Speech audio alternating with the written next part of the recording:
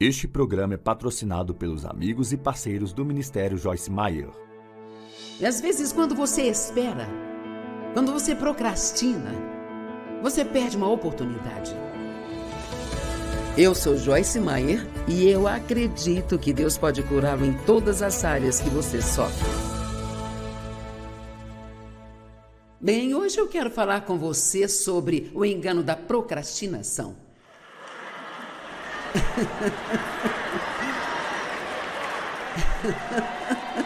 Eu sabia que eu ia receber esse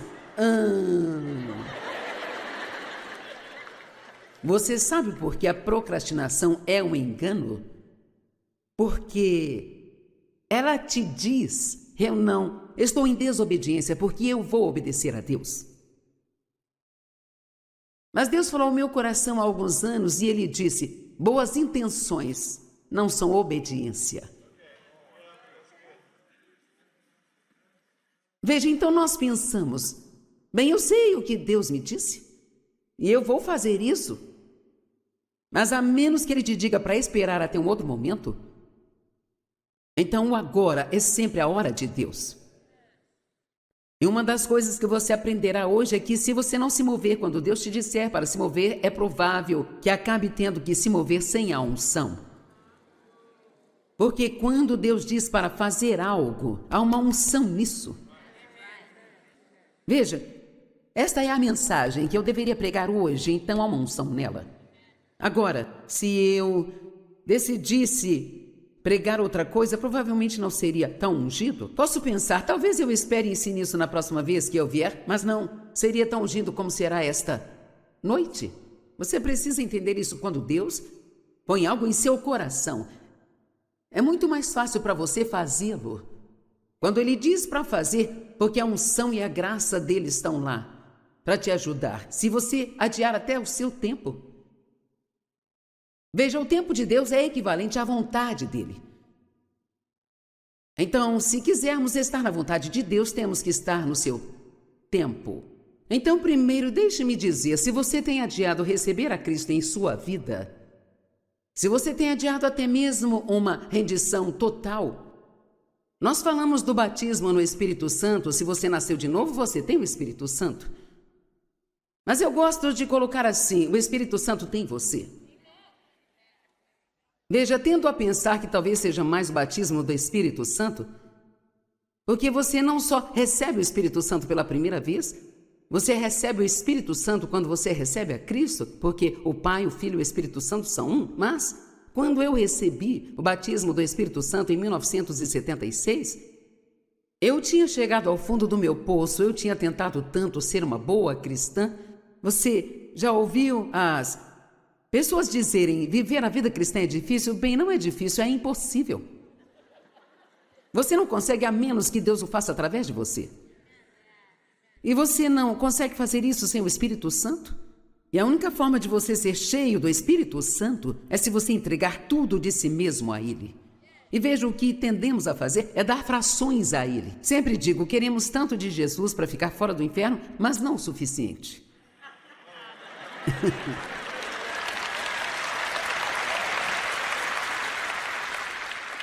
Então eu estou te encorajando, eu sei por fazer isso por toda a minha vida que nas áreas que você acha que você pode se esconder de Deus, você só está se machucando.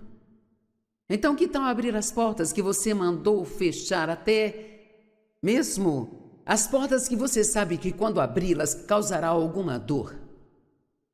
Sabe, eu não podia ser curada do abuso sexual do meu pai na minha infância até que eu deixasse Deus entrar nesta área da minha vida. E não foi fácil. Não foi fácil falar disso, não foi fácil contar ao mundo sobre isso. Mas encontrei a cura por meio disso. E às vezes, quando você espera, quando você procrastina, você perde uma oportunidade. Vamos ver algumas escrituras. Gálatas 6:10. Primeiro versículo 9 diz, e eu esqueci o que ele disse. Ó, não se canse de fazer o bem, pois no devido tempo você colherá, se não esmurecer. Então, no verso 10, diz que devemos estar atentos para ser uma bênção, especialmente para os da família da fé, e aproveitar todas as oportunidades.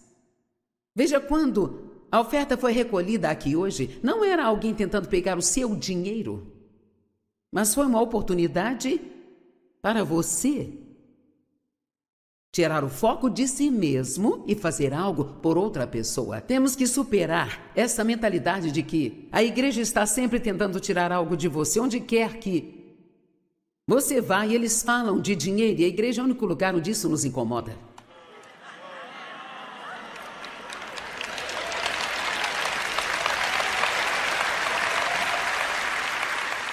Veja, você vai comer algo quando sair daqui, eles vão te pedir dinheiro. Você vai ao posto abastecer o carro, eles vão te pedir dinheiro.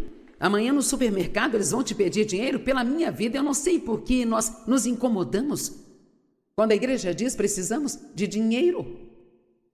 Todos dizem, eu amo seu programa de televisão. Oh, meu Deus, se todo mundo que nos ama apenas enviasse uma oferta de vez em quando.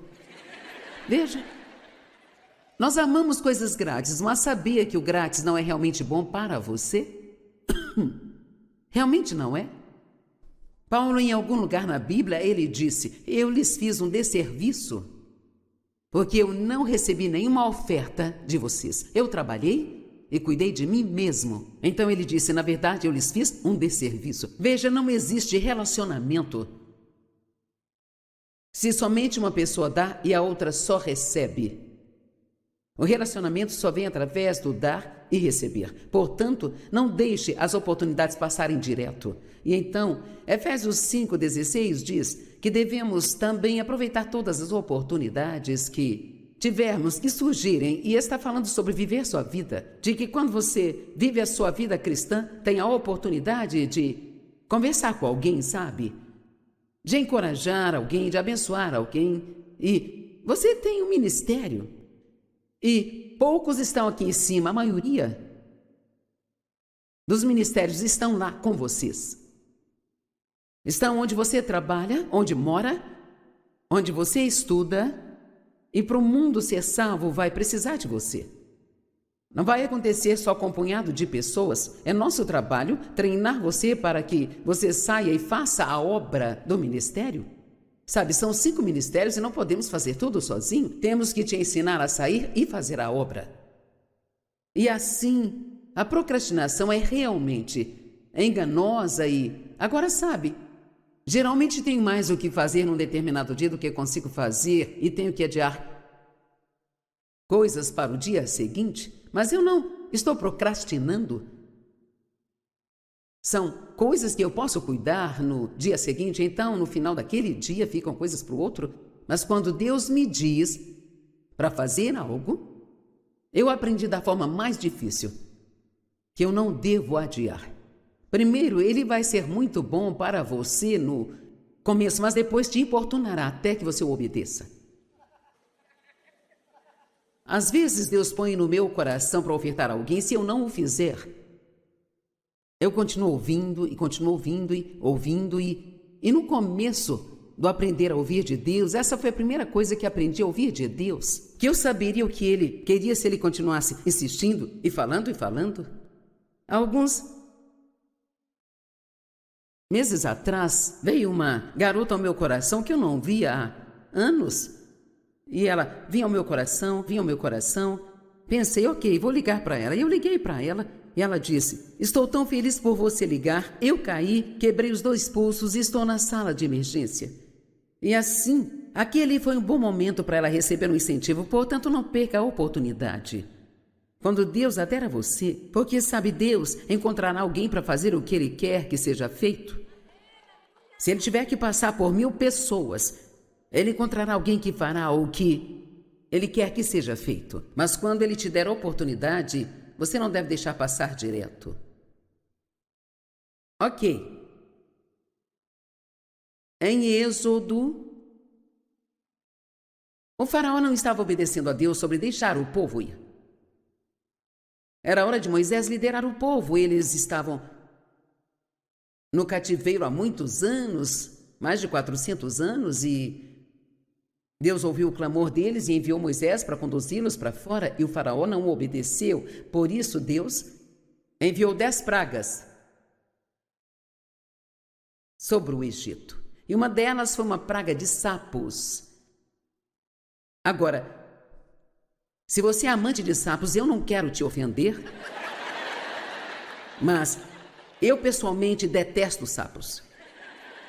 Primeiro, acho que eles são viscosos, parecem viscosos, e eles coacham.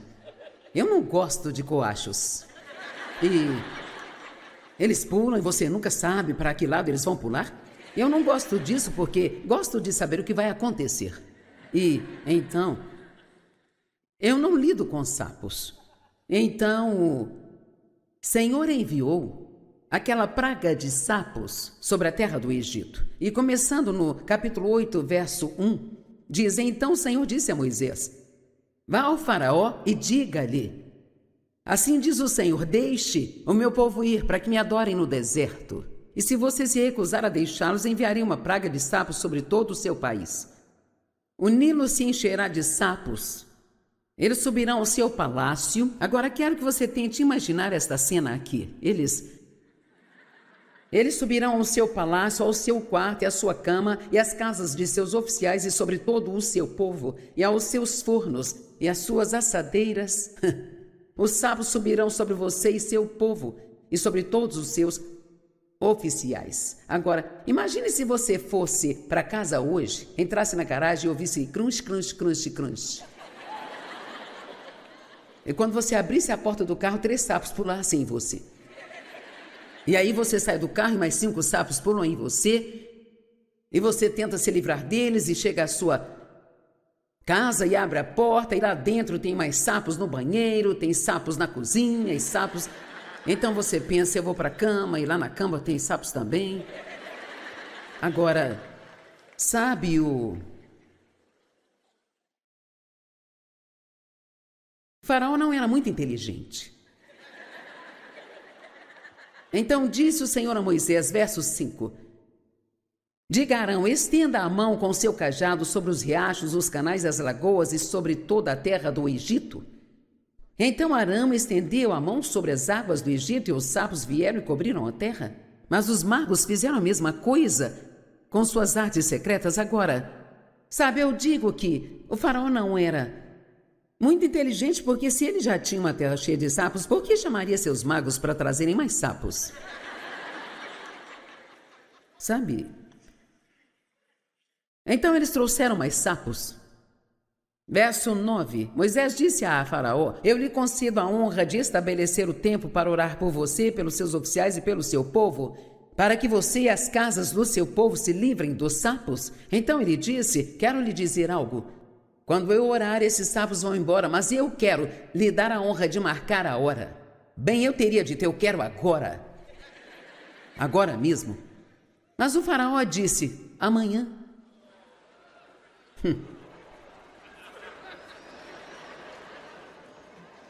Agora, quem em sã consciência gostaria de dormir com sapos mais uma noite? Se podia se livrar daquilo?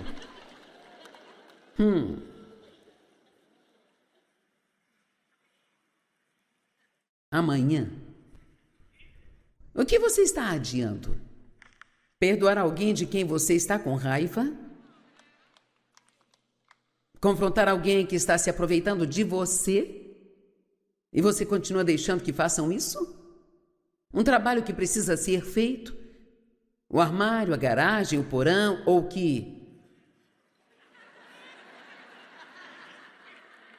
sei lá o que quer que seja.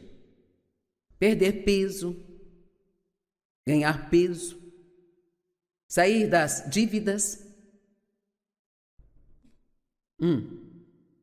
Pedir desculpas a alguém que feriu seus sentimentos, você continua adiando. Farei isso amanhã. Ir ao dentista.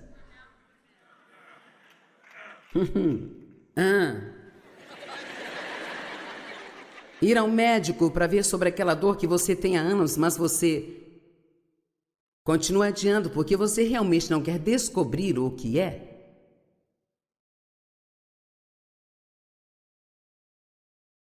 Iniciar um programa regular de exercícios e cumpri-lo. Estabelecer um tempo para orar e estudar a Bíblia. Reservar uma quantia generosa de dinheiro para ofertar para a obra do reino. Eclesiastes 4:9 diz: quem observa ao vento e espera que todas as condições sejam favoráveis nunca semeará, e quem olha para as nuvens nunca ceifará. Eu amo esta escritura na Bíblia Amplificada. Se esperar que todas as condições sejam favoráveis, nunca conseguirá semear em nenhuma área de sua vida. E eu não estou falando apenas de dinheiro. Sabe, todo ato de obediência é uma semente que nós semeamos. Então, por que adiamos, pensamos que o problema vai desaparecer da noite para o dia? Você acha? Se você está todo endividado e continua passando mais e mais coisas no crédito, acha que isso desaparecerá? Talvez se você ignorar por um bom tempo. Quando ignoramos as coisas por muito tempo, elas ficam tão grandes que desabam sobre nossas cabeças. Há 38 anos atrás, fui fazer mamografia e descobri que eu tinha câncer de mama. E sabe, esta foi uma boa lição para mim. O médico me disse: é muito bom que você veio quando deveria vir. Ele disse: esse tumor é muito pequeno. E o radiologista fez um ótimo trabalho ao diagnosticá-lo com precisão. É um tipo de câncer de crescimento rápido e que, se você adiasse, você poderia ter morrido. Simplesmente não é sábio adiar as coisas. Então estou te perguntando hoje, se você está sentado aqui ou assistindo pela televisão ou em qualquer outro lugar, se tem algo que você sabe que Deus colocou em seu coração e você está adiando, isso não ficará mais fácil amanhã? Não vai ficar mais fácil na próxima semana, nem no próximo ano. Na verdade, acho que quanto mais você adia, mais difícil vai ficando. Porque quando continuamos adiando as coisas, elas nos incomodam, não é mesmo? É como ter uma pelinha na unha espiritual. Você já ficou com uma pelinha no dedo do pé e ela ficou presa no cobertor? À noite, eu odeio isso. E eu finalmente tenho que me levantar e tentar cuidar daquilo. É hora de começar a fazer as coisas do jeito de Deus agora. Talvez eu devesse apenas perguntar por diversão: quantos de vocês estão realmente adiando algo? Não? Levante sua mão até aqui. E quantos estão mentindo, estão com a mão abaixada e deveria estar com a mão levantada?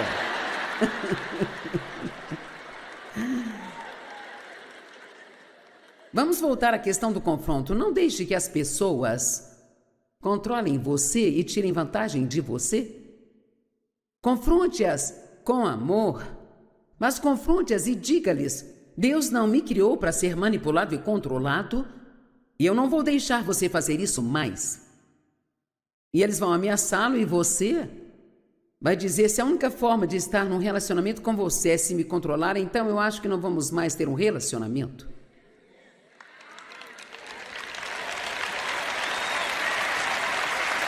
Amém?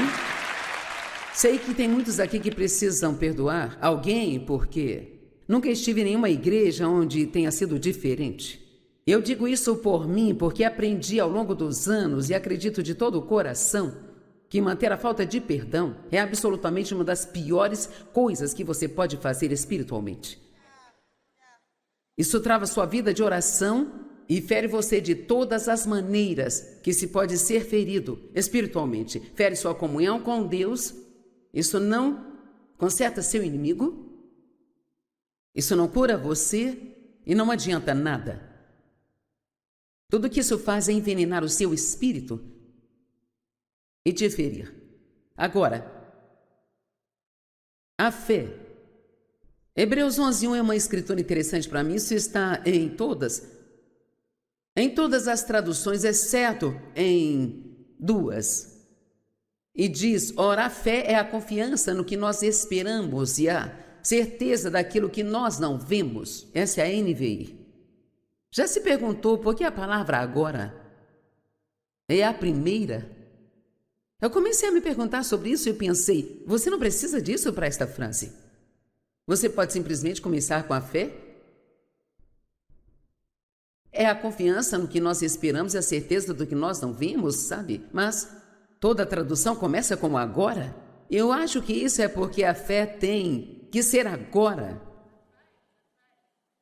Eu não posso esperar até amanhã para ter fé para o dia de hoje. Eu só posso ter fé agora. Eu posso ter fé de que amanhã vai dar certo. Eu posso ter fé hoje de que Deus vai me ajudar com algo onde eu cometi um erro no passado, mas eu só posso ter. A fé é sempre agora. É agora. Já se perguntou por que a palavra agora está lá? Eu acho que isso só pode ser por isso, não pode ser outra coisa, não pode haver outro motivo, porque isso faz com que a frase não faça sentido se não for por isso que ela está lá. A fé é a convicção das coisas que esperamos e a certeza das coisas que não vemos. E agora isso aparece na Bíblia amplificada, mas eu gosto muito disso para ler em Hebreus capítulo 4, versos do 1 ao 7. Paulo estava falando com o povo sobre entrar no descanso de Deus. Alguém sabe como é maravilhoso entrar no descanso de Deus? Oh, meu Deus! Eu me preocupei, me inquietei, argumentei, continuei assim por muitos anos. E eu me perguntava o que as pessoas pensavam de mim quando eu pregava e coisas assim, sabe? Isso faz parte da sua jornada com Deus, mas eventualmente ou você aprende a entrar no descanso de Deus ou vai enlouquecer. Porque você não consegue suportar todo esse estresse e pressão de tentar cuidar de tudo sozinho. Então, Paulo fala muito sobre entrar no descanso de Deus e entramos no descanso de Deus através do crer. Quando você põe sua fé em Deus, você lança seu cuidado sobre Ele, acredita que Ele cuidará do problema. Agora, isso também inclui fazer o que Ele lhe diz para fazer. Veja, eu acredito firmemente que somos parceiros de Deus. Temos nossa parte, Ele tem a sua parte.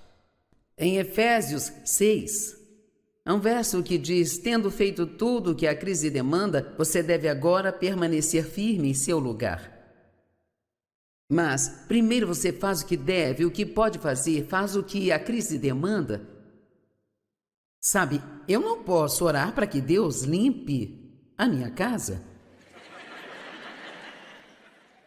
Não posso orar para que os mantimentos apenas apareçam na minha casa. Posso orar para que Deus me dê o dinheiro para isso. Posso orar para que Deus me dê a graça de ir e comprá-los, a energia para buscá-los. Mas eu tenho que fazer a parte que eu tenho que fazer. E muitas pessoas não entendem isso, querem que Deus faça o que elas deveriam estar fazendo e tentam fazer o que só Deus pode. Então entendemos ao contrário e há coisas em sua vida que você não pode consertar e não pode fazer nada a respeito. E essas são coisas com as quais você precisa se preocupar e levá-las totalmente a Deus. E então você pode entrar no descanso de Deus. Mas aqui está o que Paulo diz em Hebreus 4, verso 1.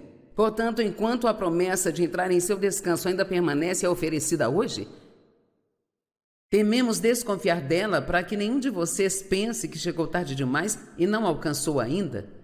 Então, no verso 7, ele diz novamente, ele estabelece um dia definido, chamando hoje, e dá outra oportunidade de garantir esse descanso, dizendo, por meio de Davi, depois de tanto tempo, nas palavras já citadas hoje, se você ouvir sua voz e quando a ouvir, não endureçam seus corações.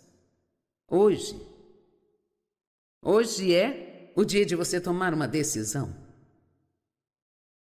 Hoje é o dia em que você vai tomar a decisão de ficar mais sério com Deus do que nunca antes. Posso te dizer algo? Apenas vir à igreja e sentar aqui, semana após semana, não vai levar você para o céu. Agora, somos salvos pondo nossa fé em Cristo Jesus Mas qualquer um que tenha fé verdadeira, verdadeiramente, se você realmente nasceu de novo, então você não pode deixar de mudar. 1 João, versos 3 a 9, acho que lá diz que quando nascemos de novo, recebemos a semente de Cristo e nós não podemos permanecer os mesmos. Porque literalmente Cristo está vivendo em nós. E assim, no minuto em que você nasce de novo, alguém aqui já notou que quando nasce de novo há uma nova guerra que começa que você não sabia que existia antes?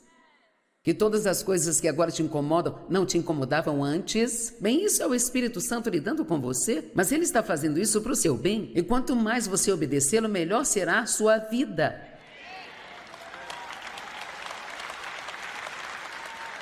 Quero dizer, sabe realmente o que alguém pode querer além de ter justiça, paz e alegria? Lá em Romanos 14:17 diz, o reino de Deus não é comida nem bebida. Não se trata de coisas. Não se trata de Deus realizar todos os seus desejos, mas é justiça.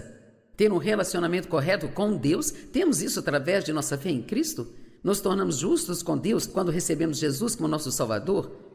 Essa é a coisa mais maravilhosa do mundo. E depois paz, e depois alegria. E isto é o que o reino é. E então, sabe, anos e anos atrás, quando eu tinha todas essas 50 coisas na minha lista de oração, que eu ficava pedindo a Deus, coisas estúpidas que eu não precisava mais do que qualquer outra coisa. Um casaco de pele, isso e aquilo. Isso foi quando os casacos de pele estavam no auge da moda, eu pensava, oh, nossa, Deus... E deu um casaco de pele. Eu não sabia como eu não sabia em que condição lamentável eu estava. E uma vez Deus me desafiou e ele disse, compare suas orações com as do apóstolo Paulo. Então fui ler todas as suas orações e sabia que Paulo nunca orou nenhuma vez por qualquer coisa material, nem para si mesmo, nem para a igreja. Ele nunca orou nenhuma vez para que qualquer um dos seus problemas desaparecesse. O que ele orou foi para que fossem capazes de suportar o que quer que viesse com bom temperamento. E se você viesse até mim para orar e dissesse, eu tenho esse problema, Joyce, e quero que você ore por mim. Eu começasse a orar, ó Deus, por favor, ajude-os a suportar esse problema e a permanecer pacientes e felizes. Você pensaria, não, eu quero que ore para que o problema vá embora. Viu como somos? Você sabia que... Bem, eu vou dizer algo e você pode não gostar, mas... Sabe, a dor das coisas pelas quais passamos são algumas das melhores coisas do mundo para nós.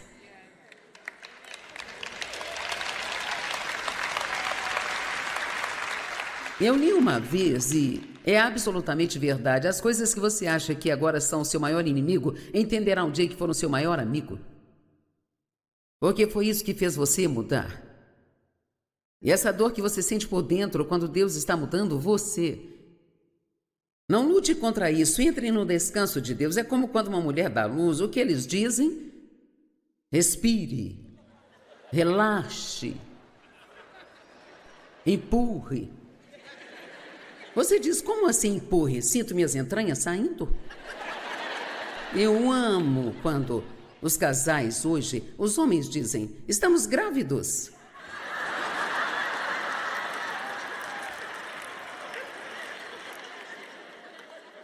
Vamos ter um bebê? Não, você não vai ter um bebê.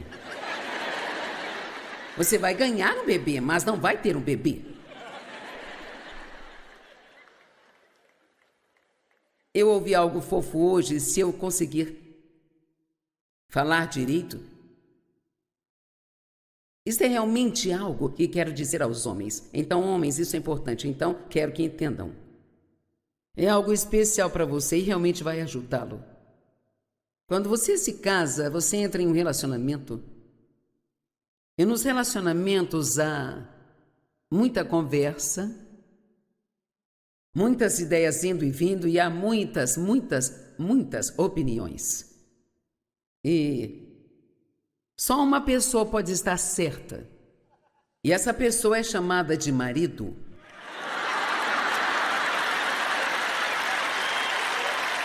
Eu sabia que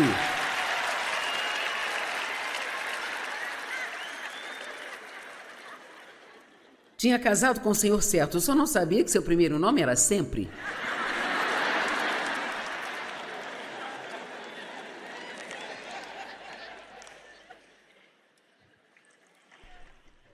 Você tentará se lembrar disso para contar para outra pessoa, não é?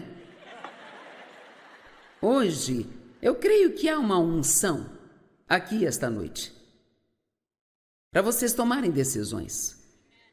Não quero que você apenas diga: "Oh, a Joyce pregou um bom sermão." Se alguém perguntar sobre o que ela pregou, você diga: Não, você diz sobre o engano da procrastinação. Ela ensinou sobre o engano da procrastinação e sobre como é perigoso, especialmente adiar as coisas que Deus lhe diz para fazer, ou as que Ele lhe diz para parar de fazer. Quero dizer, todas as outras coisas. Se você não limpar o armário, isso é com você. Mas se te incomoda, então você só precisa fazer e acabar com isso. Mas as grandes coisas que falo são as coisas que Deus fala ao seu coração e mostra a você para fazê-las ou diz para não fazê-las. Essas são as coisas com as quais precisa se prender e se comprometer. Não importa o quanto doa, você precisa fazê-las. Alguém diga amém. E sabe por que não fazemos as coisas? Nós damos desculpas e culpamos outras pessoas. Damos desculpas para os nossos sapos. E culpamos outra pessoa por nossos sapos. Na verdade, ficamos confortáveis com os sapos. Estão lá há tanto tempo que nem sentimos mais o cheiro deles.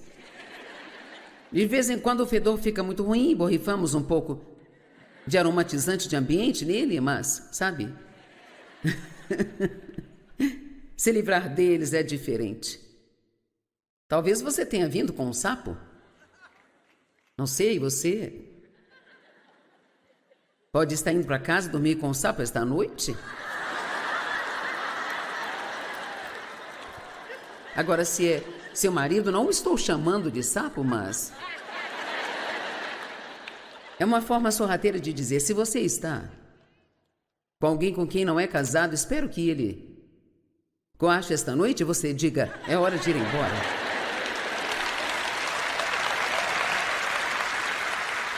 Eu não me refiro a coachar como engasgar, mas sabe, eu gostaria de saber imitar o som do sapo, mas eu não sei. Não deixe alguém tirar vantagem de você assim. Sabe, às vezes nós temos tantas coisas estúpidas por aí e nos acostumamos tanto com elas que nem percebemos que nós ainda as temos. Ou temos comportamentos em nossa vida que são muito desagradáveis, mas nós nos acostumamos a nos comportar daquela forma e assim ninguém nos confronta, apenas nos toleram, sabe? Eu tive um relacionamento uma vez com alguém para quem eu trabalhei e ele era um cara controlador. E eu não queria perder minha posição, fiquei debaixo desse espírito e estava sofrendo com as coisas sobre o meu pai, que também era um manipulador e um controlador. E alguns anos se passaram e eu entendi que estava sendo controlada e realmente fiquei brava com aquele homem. E você sabe o que Deus me disse? Ele disse: é tanto sua culpa quanto dele, porque você o deixou fazê-lo. Veja, nós gostamos de culpar todos os outros, mas sempre há uma responsabilidade de ambos os lados. A história tem sempre os dois lados, sabe? Em João capítulo 5, vemos um homem que estava deitado à beira de um tanque há 38 anos, esperando um milagre. Uma vez por ano, um anjo vinha e agitava aquela água, e aquele tanque se chamava o tanque de Betesda. E quem entrasse primeiro era curado. Só uma única pessoa de todas as pessoas deitadas ao redor dele era curada. E assim, quando Jesus chegou lá, havia muitos doentes ao redor do tanque. E o verso 5 diz: havia ali um certo homem que havia sofrido de uma desordem profunda e persistente por 38 anos.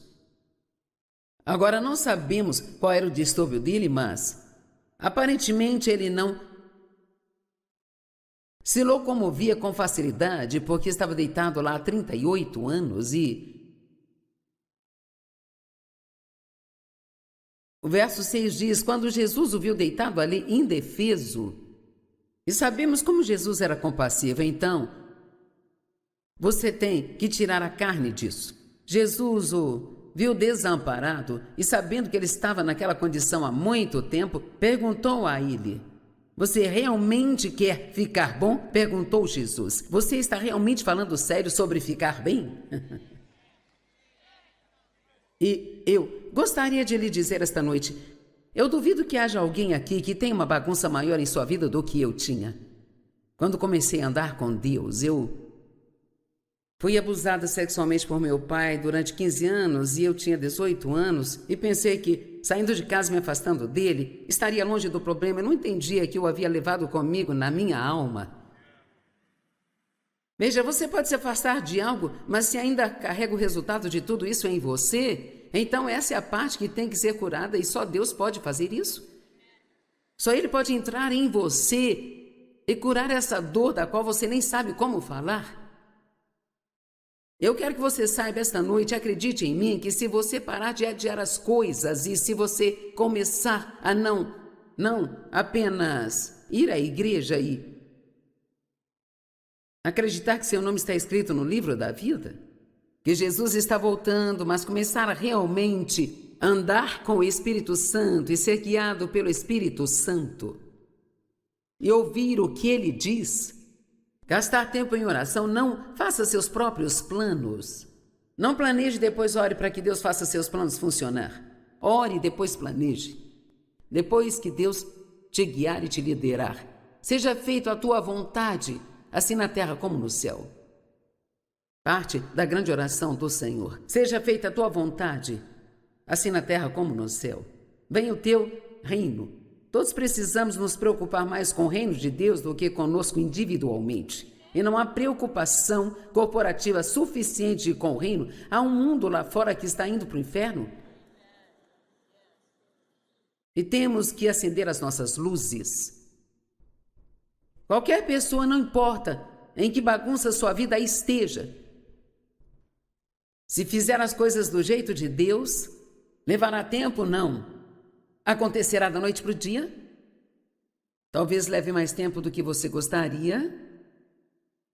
Mas Deus curará a sua vida e Ele curará a sua alma e curará a sua mente e suas emoções também. E você pode ser pacífico e alegre e você pode... O que alguém pode querer além de ser feliz? Sabe, não é uma casa grande que você quer, um carro novo ou uma promoção no trabalho. Você quer ser feliz? Quer acreditar que tem um relacionamento correto com Deus, que Ele te ama? Deus ama você. E aquele homem deitado lá, Jesus perguntou: você realmente quer ficar bem? Então eu pergunto esta noite: você realmente quer ficar bem? E se você quiser levar isto a sério, então eu te garanto que se você seguir a Deus e fizer as coisas do seu jeito, chegará o dia em que você será capaz de dizer que Deus pegou tudo e fez cooperar para o meu bem. Amém? Bem, aqui está a parte interessante do verso 7. O inválido disse: Senhor, agora vem as desculpas. Não tenho ninguém que me ponha no tanque quando a água se move, mas sempre que tento entrar, outra pessoa vem e entra antes de mim.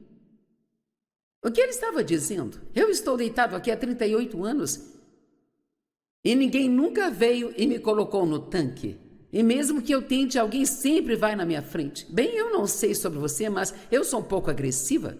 E em 38 anos, eu teria me mexido. Sabe, 365 dias vezes 38 é muito tempo para se mexer. Eu poderia ter me mexido e rabiscado o meu caminho, mas eu chegaria até a beira daquele tanque e então na primeira bolha eu teria me jogado lá. Mas veja, ele estava deitado lá, esperando que alguém viesse e fizesse algo por ele e sentindo pena de si mesmo por causa da sua condição. É por isso que Jesus perguntou: você realmente quer ficar bem? Você está falando sério sobre ficar curado? Agora vamos olhar para outro homem que tinha um espírito totalmente diferente. Um homenzinho chamado Zaqueu. Lucas 19, os primeiros 6 versos. Jesus entrou em Jericó e estava passando por lá e havia um homem chamado Zaqueu. Ele era chefe dos cobradores de impostos e era rico. Agora, os cobradores de impostos eram os mais odiados de todos. E ele era rico porque estava roubando o dinheiro do povo.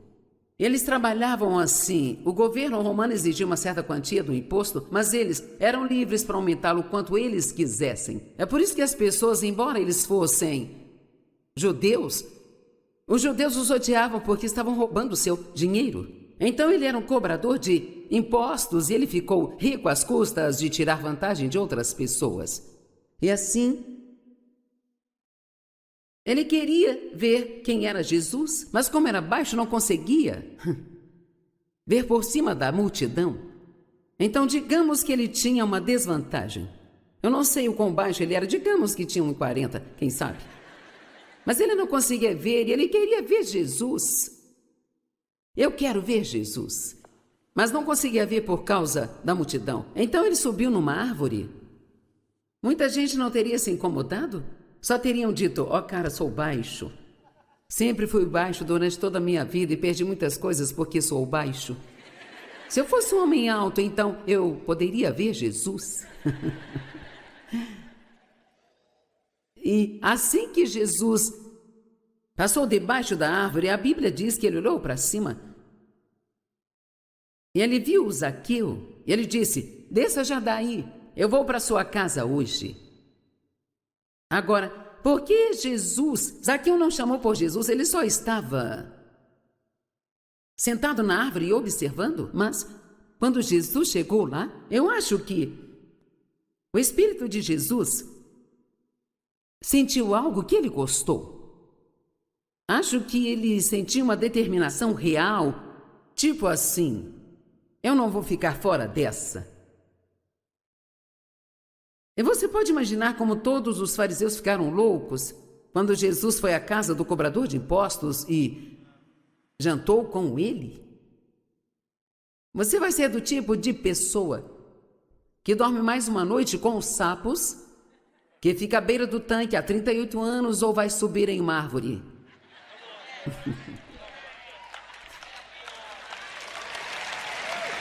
Amém?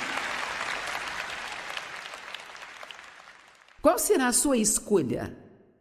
Você está em um poço e não sabe como cavar para sair fora dele? Vou terminar com uma pequena história.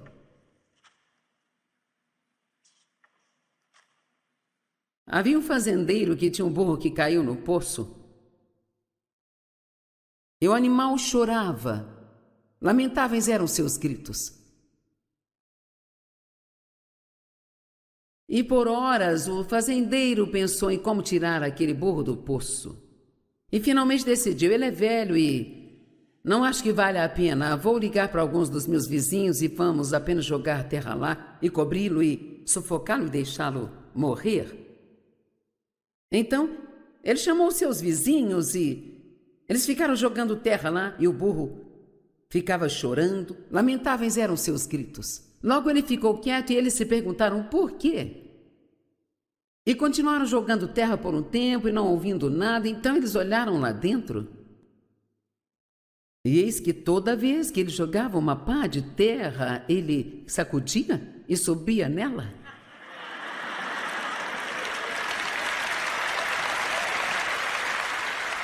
E eles jogaram tanta terra nele que a terra subiu até o topo do poço e ele simplesmente saiu e foi embora.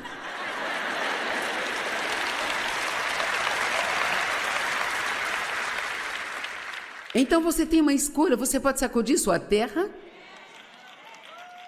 Na verdade, desde que isso se torne um benefício para você, para te ajudar a chegar onde você quer estar. Ou pode ficar no poço chorando, bravo, com todo mundo porque ninguém está vindo fazendo nada por você. Pai, eu oro em nome de Jesus para que as pessoas aqui esta noite que não te receberam tomem a decisão de que esta noite é para elas fazerem isso. E que as pessoas que realmente não se renderam totalmente façam isso e que você as encha. Que elas abram todos os espaços para que você as encha com o poder do Espírito Santo. Precisamos de ti, Espírito Santo. Precisamos de ti. Eu oro para que as pessoas tomem decisões sobre coisas que elas sabem que você falou com elas e elas não fizeram. E que elas comecem a te obedecer. Eu peço essas coisas em nome de Jesus. Amém.